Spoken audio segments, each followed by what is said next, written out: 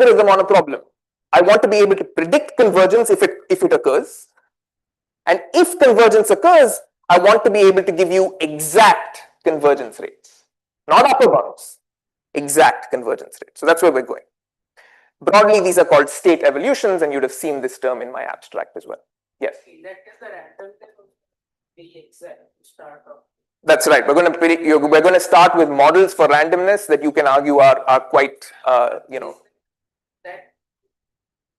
So we'll do this in steps. I'm going to start off with some pretty strict models for randomness, and then I'll tell you a little bit about how these can be weakened if we get there. But yes, you're going to have to give me something. I hope you agree that these are pretty ambitious goals. So I'm going to have to make some assumptions to try and get some tractable answer. Okay, so here's an illustration of a question of this flavor from a long time ago. This is very classical, really. So this is basically the lasso. Okay, so this is a constrained quadratic program. You have a linear model with a sparse underlying signal. This is kind of classical in the signal processing literature, if you will, compressed sensing. The x's are Gaussian. You're interested in getting back theta star, which is sparse. How do you do this? You solve what's called the constrained lasso. You set up a quadratic program, and then you solve it on the L1 ball, right?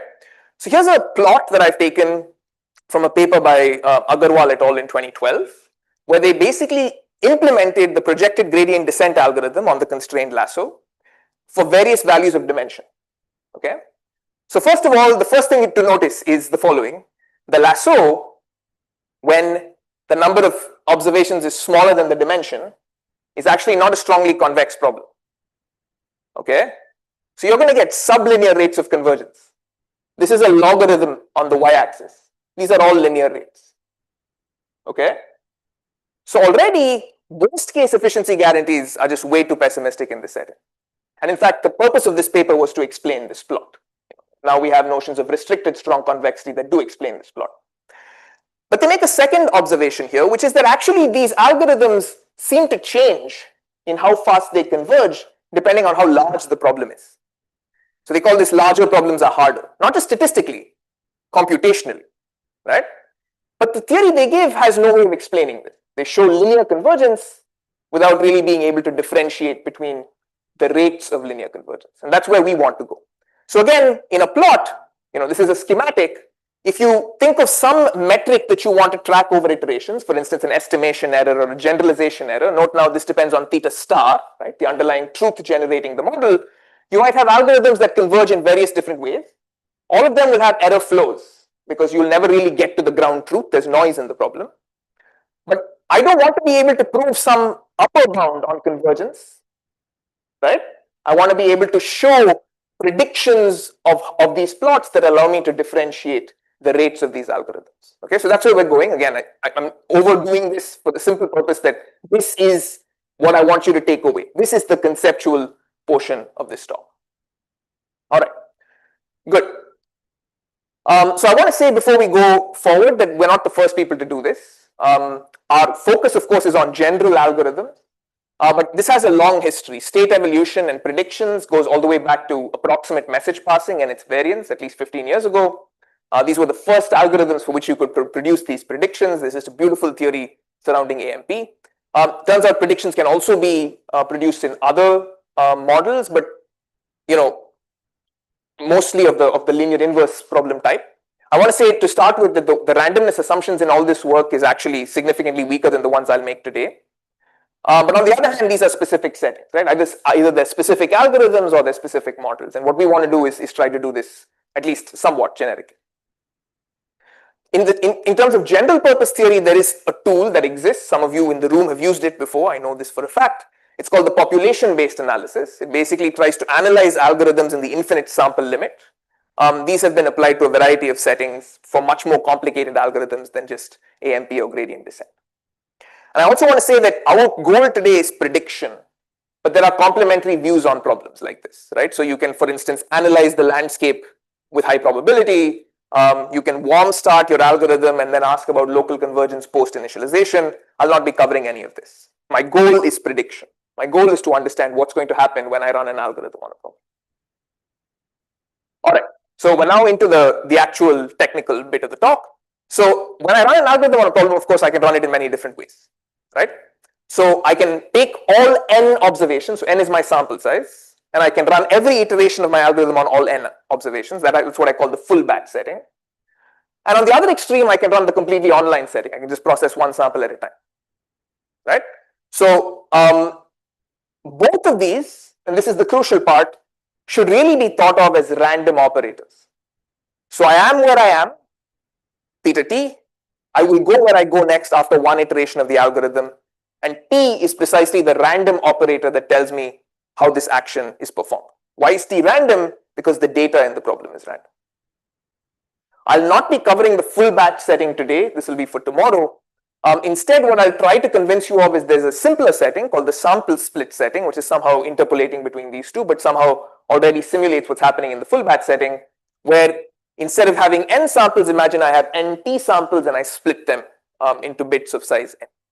Okay, so this is also in some sense an online setting, if you will. Good. So the first part of this talk is just going to be to convince you that you can do something in the sample split setting. Okay, so the generality of the algorithm is what's going to be important here. And I'm going to use an example just to drive home the point. And the example is a very classical one in statistics and signal processing. It's called phase retrieval. So phase retrieval is this model here. It's basically the linear model where I've removed the sign. I'm going to keep my assumption from before, or at least the Agarwal et al. Assumption, which is that the Gaussian, the covariates are Gaussian with identity covariance, and the noise scale is going to be sigma squared. The other assumptions are not that important. Gaussianity is important for the covariates. Now this is what you can set up as a natural loss function for this problem. This is in fact the negative log likelihood. It is a non-smooth, non-convex optimization problem. Okay, you would shudder to solve a problem like this if you opened a standard textbook, but nonetheless we run algorithms on these problems all the time, right? We don't even have to go to neural networks to see examples where we violate classical theory in optimization. So that's, for instance, the subgradient method for this problem. It just walks along the negative subgradient for a suitable notion of subgradient in this problem. Eta here is the step size. A second algorithm, which is not a first order method, is what's called alternating projections. It's in fact one of the oldest algorithms for phase retrieval. What it does is the following. It looks at this objective function and it says, look, the only thing that makes this hard is the fact that I don't know the sign of xi theta. So let me run an iterative algorithm that just fixes the sign according to where I am now, and then I just have a least squares problem. And that's exactly what this is doing. Okay? So that's alternating projections. It goes back a very, very long way. And the key to actually drive home here is this is not a first order method, not by any means. Okay, this is a pretty complicated recursion. It has a nice closed form expression in this very specific case, but it's a pretty complicated algorithm. The second thing to notice is that both these algorithms, and in fact a large number of algorithms, can in fact be written in the following form. Theta t plus 1 is the minimizer of some loss that you construct at theta t, where x and y both enter the loss function. Okay, and that's why that loss function is random. That loss function is convex, even if the original problem we started with is non-convex. A second abstraction which is useful to think about, especially for the next time, is that this loss function can sort of be dualized in a natural way to be written in the following saddle formulation.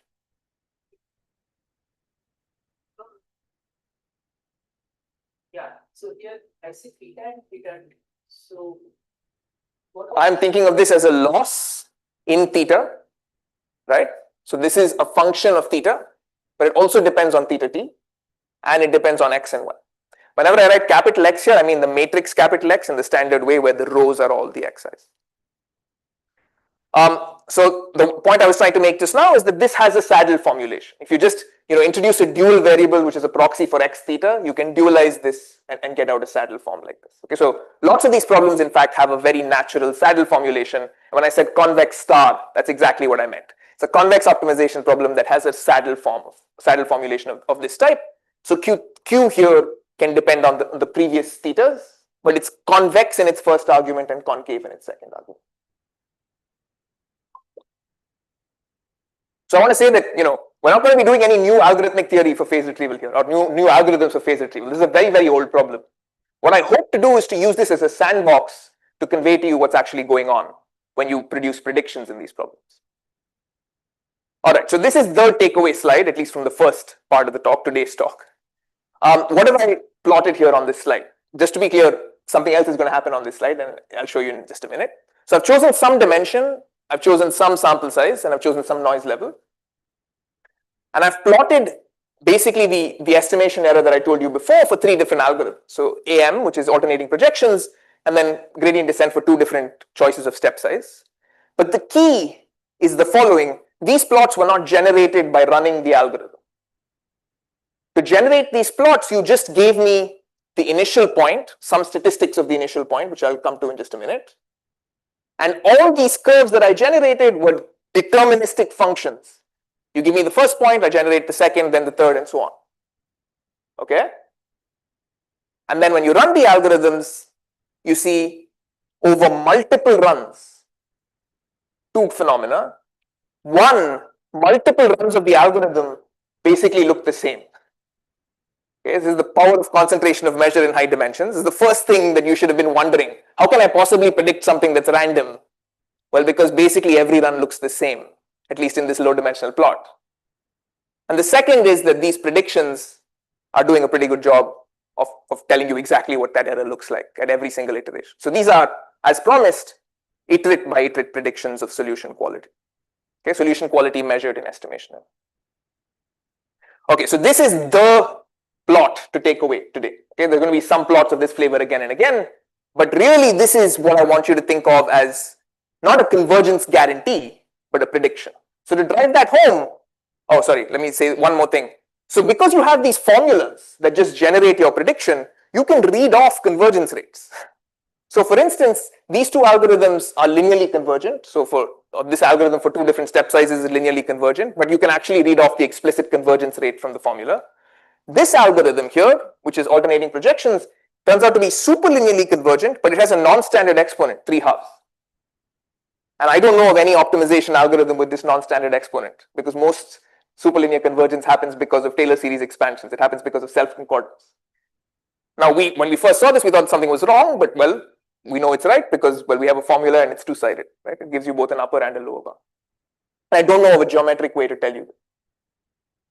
So just to drive home the point that these are predictions, if you run gradient descent with an extremely large step size, that's what happens with the algorithm. It basically just oscillates. It oscillates around some completely garbage value. Okay, the noise level is nowhere near that high. But the key is that the prediction also gives you an iterate by iterate zigzag, just as the algorithm does. So this is what I said before. I want to predict if convergence occurs, and if it occurs, exactly how fast. All right. So those are just a few plots for what happens with phase retrieval. But let me tell you what the state evolution, this prediction, looks like more generally. And this is in the sample split setting. In the sample split setting, it turns out I'm not just tracking the error of the algorithm over iterations, I'm tracking 2 quantities, what I'll call alpha and beta. Alpha is the parallel component, how much of theta is parallel to the true signal theta star, and beta is the perpendicular component, what's the actual energy in the orthogonal subspace. So this kind of state evolution has been used before. It's a very common object in optimization.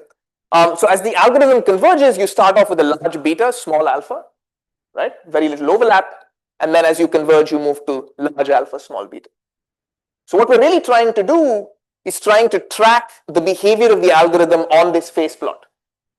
So what we're trying to do, in other words, is if you give me where you are now, which is the alpha beta of your current point at time t, I want to give you a prediction, which is a deterministic function of this alpha beta that approximates with high probability this random variable, alpha beta at the next step. Okay? And that's exactly what I think of as a state evolution. It's a state, a 2-dimensional object that whose evolution you're tracking over time. So this is not some arbitrary thing. Alpha and beta are very natural objects. That, for instance, is an L2 error. That's the angle between your estimate and the truth. So you can express various different things in terms of this alpha and beta. In general, you can express things in terms of state evolution in very natural ways. For those of you who have worked on the population update, and I know some of you have, these predictions can be thought of as corrections to the population update. So instead of taking n to infinity like people do typically, these deterministic predictions are essentially the population update corresponding to taking n to infinity plus a correction term. And the correction term depends on the ratio of dimension and sample size.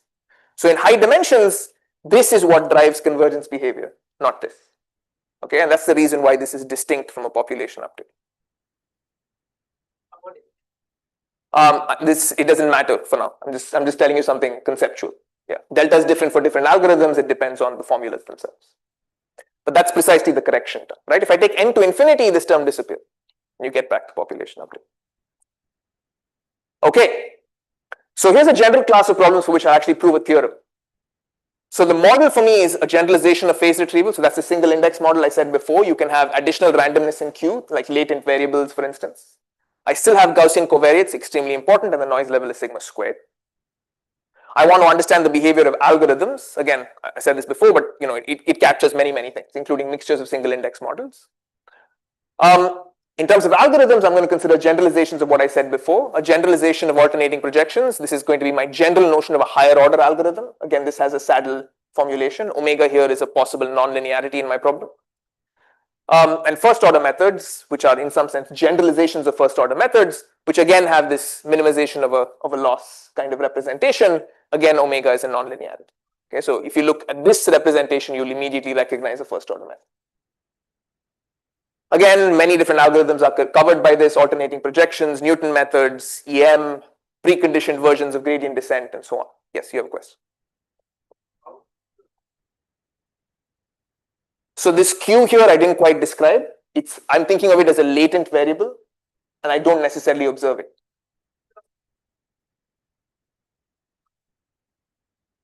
It could be that there are multiple theta stars. Q could be a sine, theta and minus theta. Yeah, it could be whatever you want it to be. But yes, you're right. I'm interested in recovering one theta star. So I'm interested in recovering a d-dimensional vector. And Q is my latent, which I don't really care about. Okay, so we have a class of models and we have a class of algorithms. Now I have to tell you what state evolution gives you.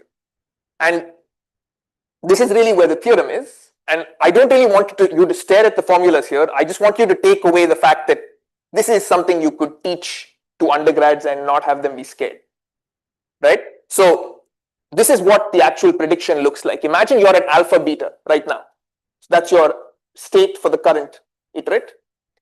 Define three Gaussians, sample Q from your latent, and define this function here, which is just a scalar random variable. It depends on your current alpha and beta. This table tells you exactly what's going to happen next. Again, the formulas are not important. What I do want you to concentrate on is that every single one of these predictions is a low dimensional integration. It's an expectation involving a random variable which you can very easily compute. Right? In any way you want. It's a scalar random variable, or there are at most 4 random variables here. So, let's not delve into the formulas themselves. The formulas, in some sense, are just a vehicle, right? I've just told you these are formulas. The real theorem is to show that these formulas are actually accurate. So, provided we're in the regime where these matrices, for instance, are invertible in some of these cases, then both beta t plus 1 at the next iteration and alpha t plus 1 are tracked by the deterministic predictions, and the rate goes to 0 in n polynomially without any dependence on d. So these are not d over n type rates, which you often see when you think of Rademacher complexities of function classes. This is literally something that's extremely small. Any d over n dependence is already captured in these deterministic predictions. Okay? Is greater than. That's right. I mean, I'll weaken this in a bit, but for now, just think of it like that because I needed to have things be invertible and so on. So here's an application. So I just told you about this alternating projections algorithm. Again, just a reminder here of how you can write the estimation error in terms of alpha and beta. Now imagine that I showed you just a one-step prediction. I'm at alpha beta. I go to alpha t plus 1, beta t plus 1. But imagine now that you recurse this, right? You start somewhere. This is why I told you I generated the plot. You just give me the starting point and I just apply the state prediction to itself. So I'll call that the state evolution operator. And here's a theorem. This is a deterministic object, the state evolution operator. It's given by a formula, that expectation you saw on your previous slide.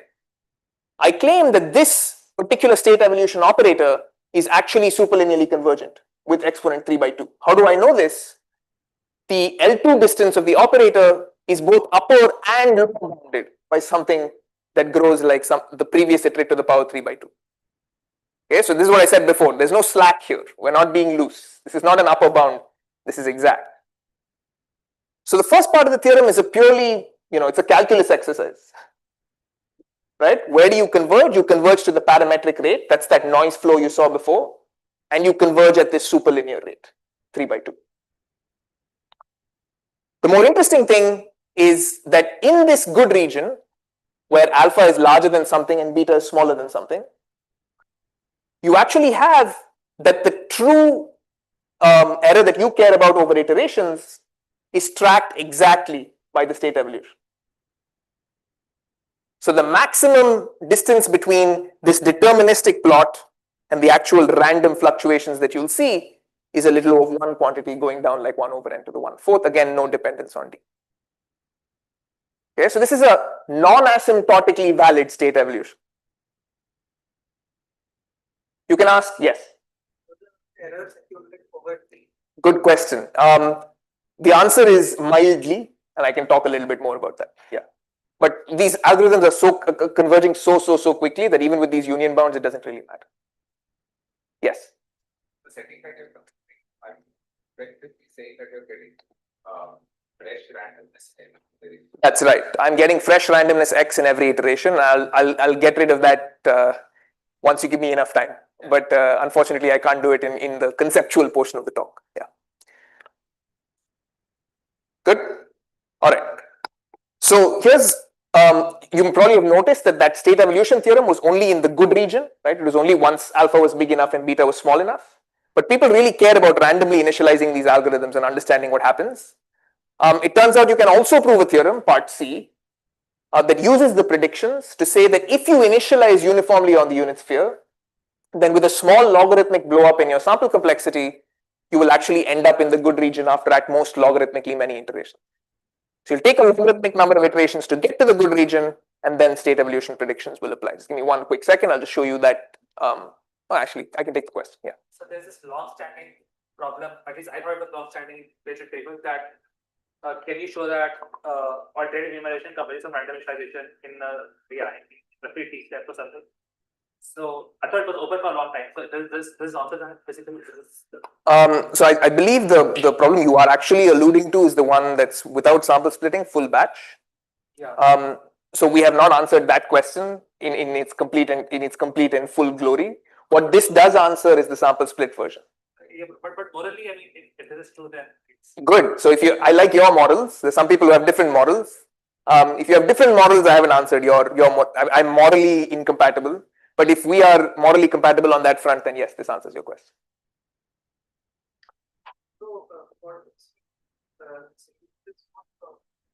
So this was just, I actually literally instantiated the theorem for phase retrieval. So I literally chose f to be the absolute value function. But you can, I've said this here, you can literally go and take this prediction and plug and chug your own theorems from it. These sort of 3-part theorems. So you change the function f, you get a different theorem. You change the algorithm, you get a different theorem, and so on. That's right. Yeah. The assumptions are exactly what I said. I haven't hid anything from you. I needed the x's to be Gaussian, IID, and I needed this sample splitting for this theorem. No other weird assumptions. Okay, so I'll address the people with different models in just a bit. Okay. So in a picture, what does this mean? You start the algorithm at this point, right? Like I said, you're going to have alpha be extremely small at the random initialization if you initialize on a unit sphere. In fact, the overlap between two random vectors in high dimensions is 1 over square root d, and that's precisely what I've said there, right? But if you recall my theorem, something weird's going on. I was only able to show that the deterministic prediction and the truth are within 1 over n to the 1/4. Okay? If you think about this a little bit, you will see that there's some weird incompatibility here. So the theorem says that this phase here only takes logarithmically many iterations, and then I enter the phase where the state evolution predicts everything. But there's one additional step that I swept under the rug, and that is that in order to show the random initialization theory, you actually need a tighter convergence rate. So you can't get away with 1 over n to the 1/4, you actually need 1 over n to the 1/2.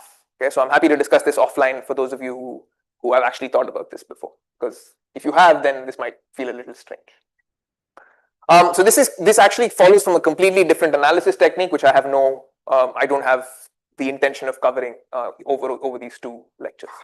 But the key point to take away is that you can get fast rates. You can get 1 over root n rates.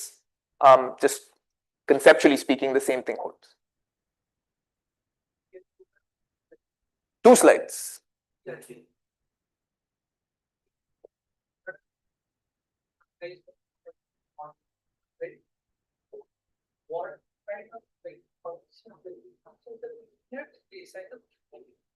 I didn't need any assumptions on the link function actually.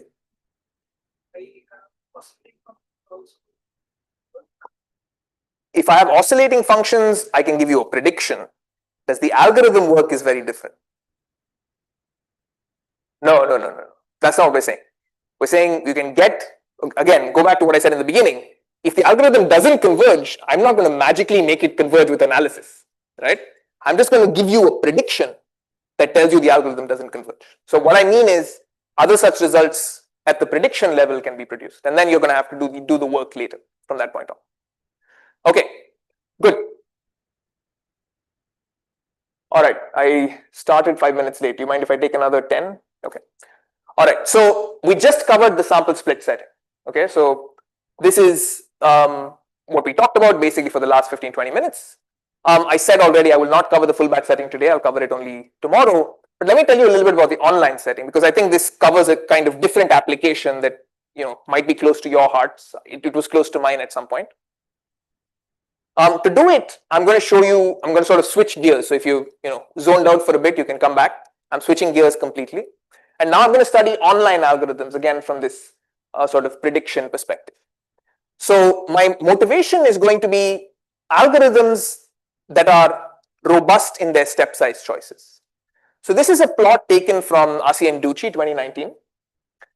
They studied basically the noiseless logistic regression problem, classification without noise. And their point was there are lots of complex algorithms, iterative algorithms, that have a nice robustness property in their hyperparameters. So SGD, which is the standard thing that everyone runs, is actually very, very finicky. There's basically a small little narrow window of step sizes for which it actually works. Whereas lots of robust, more complicated algorithms, for instance, bundle methods, proximal methods, have a large swath of step sizes for which they work. Okay? So this is one reason, maybe as a counterpoint to some of what Fatsal was saying before, why we should in some sense be investigating these more complicated things. Right? They have robustness properties, and I think that it makes sense to think carefully about when they have these robustness properties. So this is exactly what I said. In the noisy case, if you take the same problem, SGM still has the same issue. It's a very narrow valley of convergence. These higher order methods they converge over a larger set of hyperparameters, but they still have a sort of valley phenomenon. Okay, so it's not like the hyperparameter tuning problem is trivial, right? Once you're past the point, you're done. The hyperparameter problem is still non-trivial. So how do you choose hyperparameters when you run these higher order algorithms?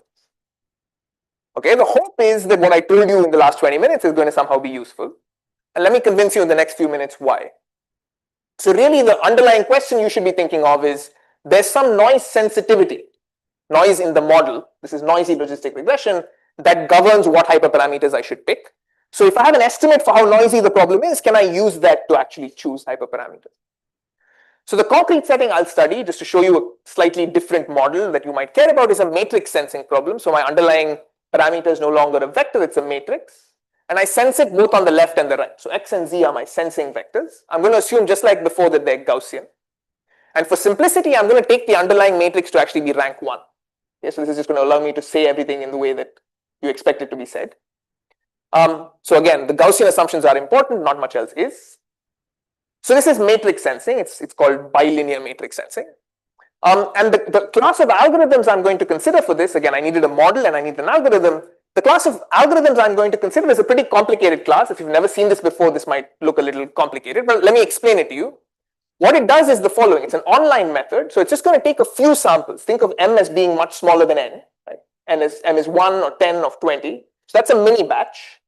It's going to form a loss function.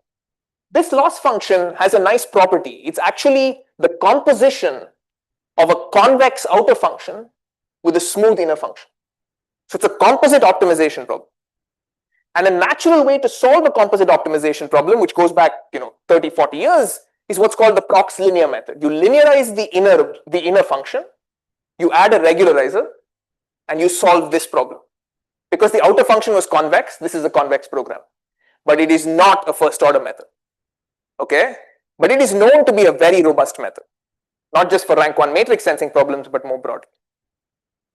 So how do we actually understand this thing? Right? Now, two things have changed. The algorithm, of course, has changed. But N is no longer greater than D, as someone asked. We're in the mini batch setting, right? We are not choosing every possible thing we can. There's also another hyperparameter here, which is lambda. It's kind of the inverse step size. So yeah, there's a batch size M and an inverse step size. Yes.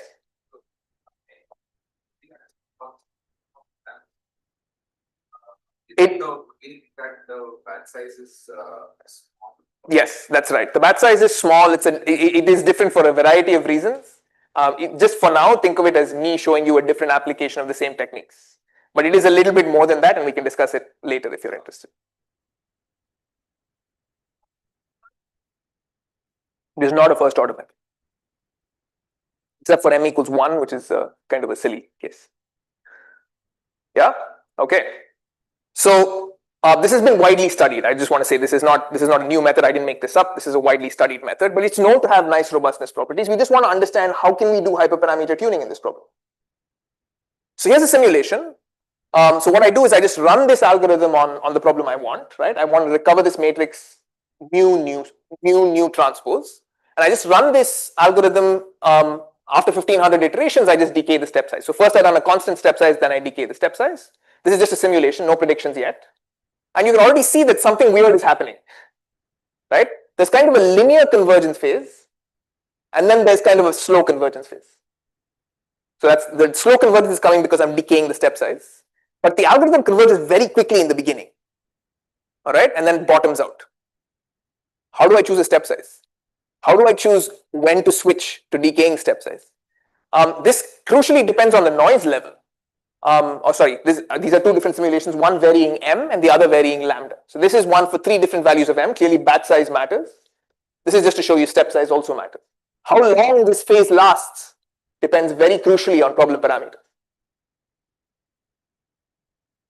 So this sort of decaying step size regime has already been answered. It's been, there's a nice paper by Davis and Trusviatsky from a few years ago that actually thinks about this sort of decaying step size regime.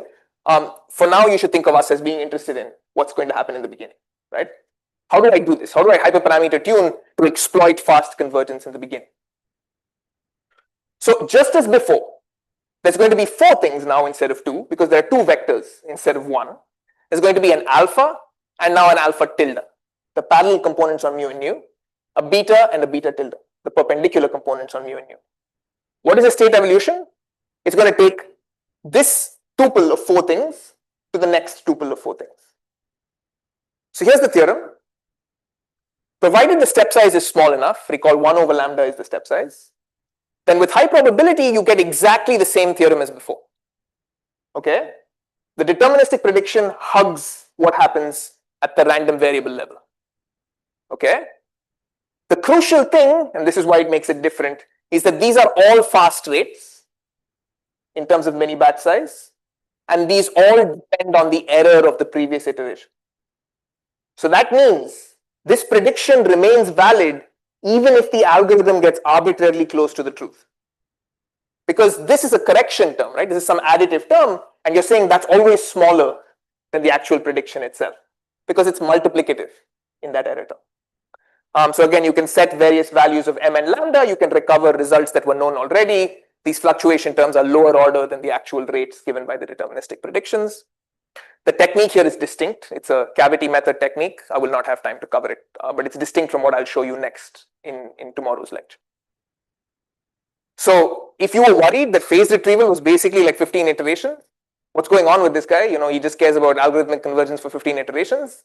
Here's an actual plot of the same flavor now for 2000 iterations. Okay, so these are not, the dependence on T is not something we should really be worried about. These are actually truly indicative of what's happening in practice. And what we've done in the previous theorem is essentially give you a theorem about how wide this little gap is. So you can use this now for hyperparameter tuning. So for instance, if I just plot these predictions without ever running the algorithm, you can already see that they hug exactly what happens, right? This is what we predicted. But now you can just use the predictions, never run the algorithm. So doubling your step size from 4 to 8 gives you a massive gain. Sorry, a batch size from 4 to 8 gives you a massive gain provided the noise level is low. You do the exact same thing when the noise level is high, the gain is actually marginal because actually on the y-axis not much is changing. Right? So the noise level is really, really critical in understanding how to tune hyperparameters. You can go, more than this. You can do this for step sizes as well. I won't get into this. It's the same story. But you can do this now instead of cross-validation.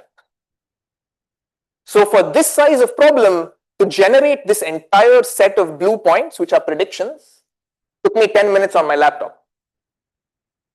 Cross-validation is that red curve. That takes hours. So how do I choose parameters in practice? I run cross-validation and then I pick the minimizer of the cross-validation curve. I'm just giving you something else you can run at basically orders of magnitude less cost. But the crucial thing is you have to believe my assumption. Okay, cross-validation is relatively assumption-free. So yeah, let me just stop there. The takeaways here, at least today, that there can be sharp iterate by iterate characterizations, okay, of these algorithms in statistical settings. And the key properties we use today are that each iteration is a solution to this saddle problem. Broadly speaking, it's a solution to a convex program that looks nice. And the key randomness assumption is that the data is Gaussian. Okay, I use that pretty crucially, and I will continue to use it until I tell you later how to weaken it. And downstream applications, I showed you a couple. You can get convergence guarantees, right? Just like I said before, you can get local ones or ones from random initialization. You can use this for hyperparameter tuning, assess robustness of hyperparameters. A third one, which I will not cover, I won't talk about it at all, but this is one I find extremely exciting, is you can actually use this to design new algorithms. In particular, we've been using this for designing algorithms for CT scanning. And I'm happy to talk to you about that later. So tomorrow, what are we going to do? Tomorrow, things are going to get real. I just showed you a bunch of cute looking theorems. I showed you cute looking plots. But I'm actually going to tell you about the analysis tomorrow. And I will address the people who are not morally aligned, and we will talk about full batch algorithms and state evolution. And also outline a bunch of open problems. Thanks.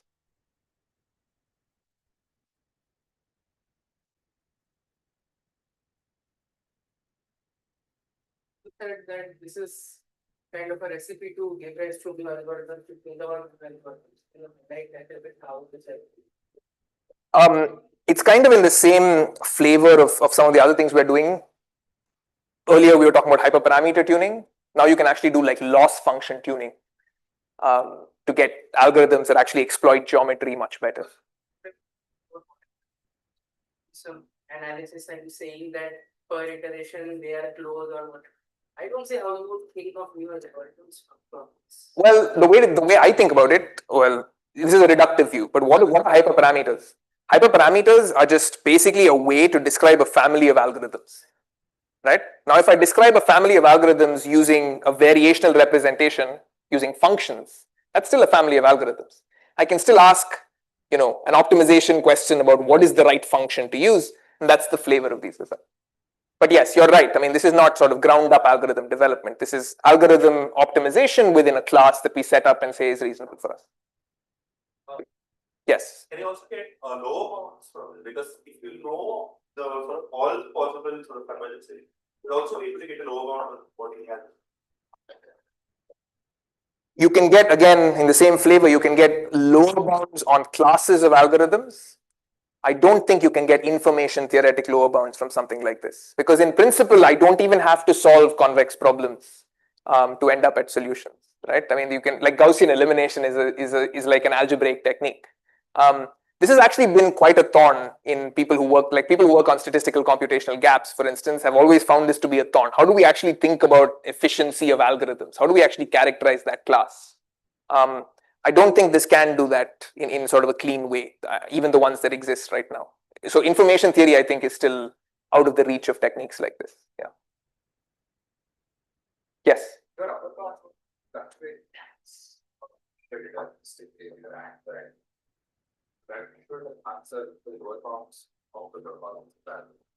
I think okay, so let me use that. So this will give you a lower bound on the performance of an algorithm. But I think his question was information theoretic lower bounds for any algorithm across all algorithms. Yeah. But yes, this does give you tight upper and lower bounds for any algorithm that you fix in advance. This is the beauty of state evolution. I mean, you have to work for it, and you'll see tomorrow why you have to work for it. But yeah, it does give you tight upper and lower bounds. Yeah. States that choose for your state evolution, are they problem dependent, or are they always going to be of the form that overlap and yeah, the short answer is they're not always going to be of this form. They're of this form for the single index model and the classes of algorithms. There is a slightly higher dimensional description of the state evolution involving 4 scalars, which I'll cover tomorrow. But that's more generic. That actually comes from the saddle formulation in a very canonical way. Now, if you do full batch algorithms, your state evolution is not going to be 4-dimensional. It's going to grow in the number of iterations you run. So that's hopefully you're not running too many iterations. That's when you're accurate. All right, so that's thanks, Peter.